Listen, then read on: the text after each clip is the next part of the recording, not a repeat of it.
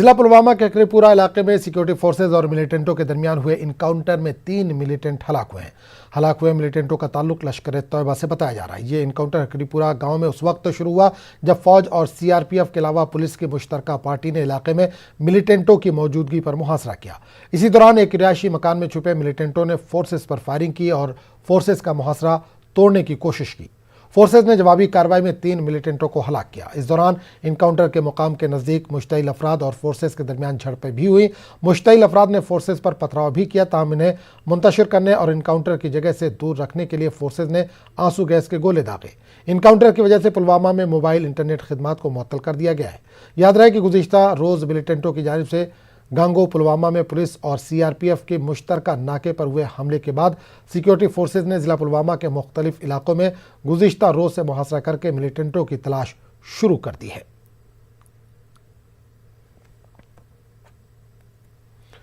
ادھر شوپیاں کے بلہورہ انکاؤنٹر میں آج مزید ایک ملیٹنٹ کو ہلاک کر دیا گیا۔ انکاؤنٹر کل شام شروع ہوا تھا اور کل ہی ایک کو مار گرایا گیا تھا۔ اس طرح اس انکاؤنٹر میں 2 ملیٹنٹوں کو ہلاک کیا گیا۔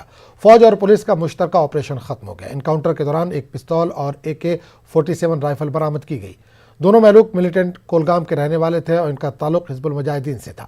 ملیٹنٹوں کی شناخت یاری پورہ کولگام کے توصیف احمد کھانڈے اور شگن پورہ کولگام کے عمر احمد ٹھوکر کے طور پر ہوئی ہے۔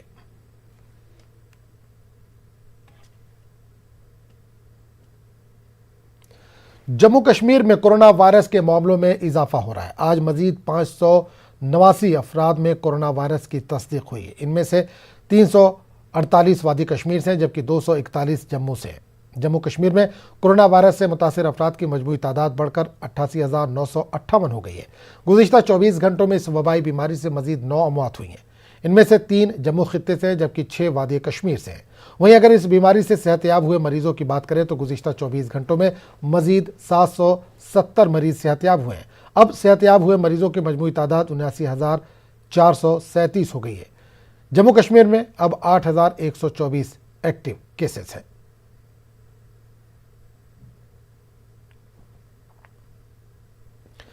ری آرگنائزیشن ایکٹ کے بعد وادی کشمیر کو آج پہلا فیملی کورٹ ملا۔ اس کورٹ کی مدد سے خاندانی تنازعات کو طے کر کے حل کیا جائے گا۔ جموں کشمیر کے چیف جسٹس گیتا متل نے ڈسٹرکٹ کورٹ کمپلیکس سری نگر میں فیملی کورٹ کا افتتاح کیا۔ عدلیہ کے ممبران، ڈیوکام کشمیر، آئی جی پی کشمیر اور ڈی سی سری نگر نے ویڈیو کانفرنسنگ کے ذریعے اس میں شرکت کی۔ گیتا متل نے کہا کہ ایسے کورٹ ضلع سطح پر بھی بنائے جائیں گے۔ واضح ہے کہ ملک میں 1984 میں فیملی کورٹ ایکٹ کو لاگو کیا گیا تھا، لیکن جموں کشمیر میں اس کو ری آرگنائزیشن ایکٹ ختم کرنے کے بعد ہی لاگو کیا جا سکتا تھا۔ Must emphasize that there is urgency in establishing family courts in every district in Jammu and Kashmir so as to ensure expeditious justice in family court matters to every individual. It is for want of resources and for want of space that we have not been able to similarly undertake an exercise of this nature in Jammu as well. The committee is working at it, and we are trying to, as of now, identify a space which can be established in the district court complex itself for obvious reasons. But we are making an effort to identify the space, and hopefully we will shortly establish a family court in Jammu as well as the other districts. Jammu Kashmir کے L G Manoj Sinha نے آج net امتحان میں جموں کشمیر میں اول position حاصل کرنے والے طالب علم سے ملاقات کی۔ ایل جی نے باسط بلال خان کو ان کی کامیابی پر مبارکباد دی۔ ایل جی نے کہا کہ باسط ہمارا مستقبل ہے اور اس کی کامیابی سے کئی لوگ متاثر ہوں گے۔ انہوں نے باسط کی کارکردگی پر خوشی کا اظہار کرتے ہوئے کہا کہ اس کامیابی سے سماج پر مثبت اثرات ہوں گے۔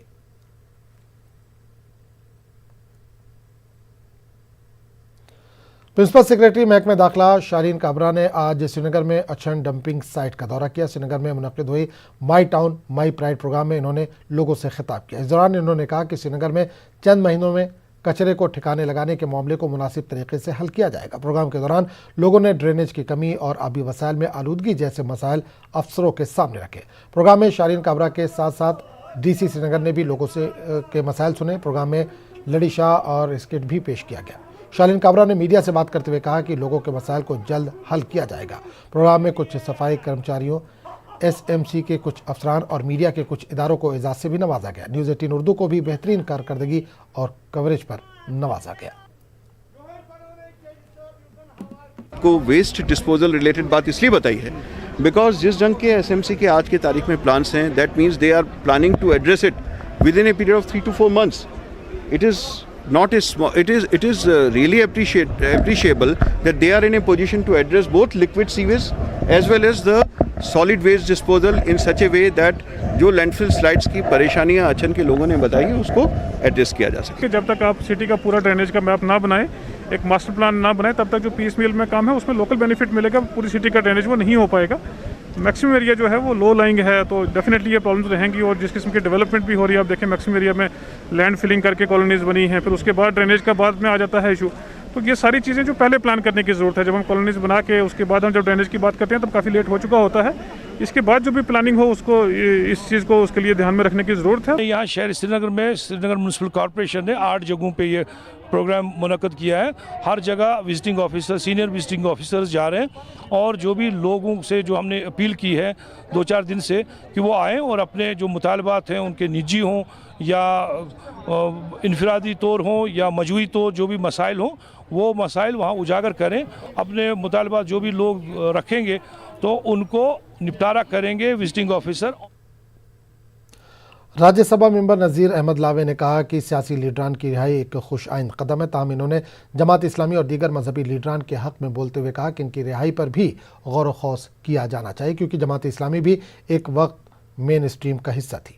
ڈاکٹر فاروق عبداللہ کے ED معاملے پر انہوں نے کہا کہ یہ تحقیقاتی ایجنسی کا معاملہ ہے اور وہ بہتر جانتے ہیں، جبکہ معاملہ پہلے ہی درج کیا گیا ہے۔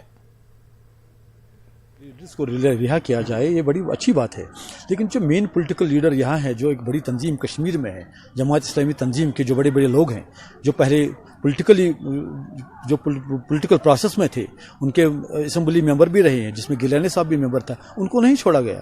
باقی جو پولیٹیکل لیڈرز ہیں جو کوشش کرتے ہیں کہ مین سٹریم پولیٹیکل لیڈرز ہیں، یہ اچھی بات ہے، گورنمنٹ کو اپریشیٹ کرنا چاہے کہ ان کو چھوڑ کے تاکہ ایک پولیٹیکل پروسیس شروع ہو جائے، اور اس پولیٹیکل پروسیس کے ساتھ ساتھ جو اچھے لوگ یہاں بند ہیں، بزرگ لوگ ہیں، جو دینی رہنما ہے، ان کو کیوں نہیں چھوڑا جاتا ہے؟ کیا معاملہ ہے؟ ان کو بھی چھوڑنا چاہے۔ اور جماعت اسلامی جو یہاں پر پولیٹیکلی اور ریلیجسلی ایک بڑی تنظیم ہے، اس کے لوگوں کو نہیں چھوڑا جاتا ہے۔ میری گورنمنٹ سے گزارش ہے ان کو بھی چھوڑا جائے۔ اور جہاں تک آپ نے کہا کہ فاروق صاحب کی ED کا معاملہ جو ہے، آپ کو پتہ ہی ہوگا کہ اس میں ایک FIR لگا ہوا ہے فاروق صاحب کے معاملے میں، جو پہلے ہی کچھ معاملہ ہوا تھا، اس میں ED کا انویسٹیگیشن ہوگی، تو ان چیزوں میں انویسٹیگیشن ہو سکتی ہے۔ جب کوئی غلط کرتا ہوگا یا کوئی وہ دیکھا جائے گا۔ ابھی تو انویسٹیگیشن ہے فاروق صاحب کے معاملے میں، وہ تو گورنمنٹ کو کرنا ہی پڑے گا اور وہ کرتے رہتے ہیں۔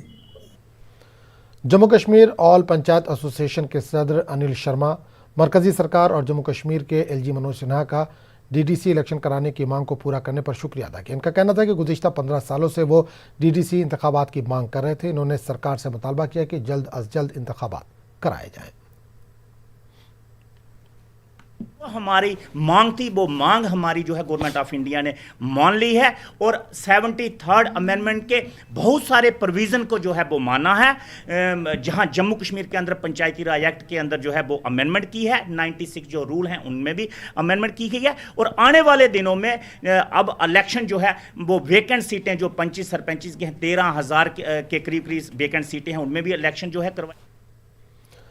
جموں میں کشمیری مائیگرنٹ پنڈتوں کی بھوک ہڑتال آج 19ویں روز بھی جاری رہی۔ احتجاجیوں کا مطالبہ ہے کہ ماہانہ ریلیف میں اضافہ کیا جائے۔ شادی لال پنڈتا نے اس موقع پر کہا کہ اگر سرکار نے ان کے مطالبات پورے نہیں کیے تو وہ احتجاج میں شدت لانے پر مجبور ہو جائیں گے۔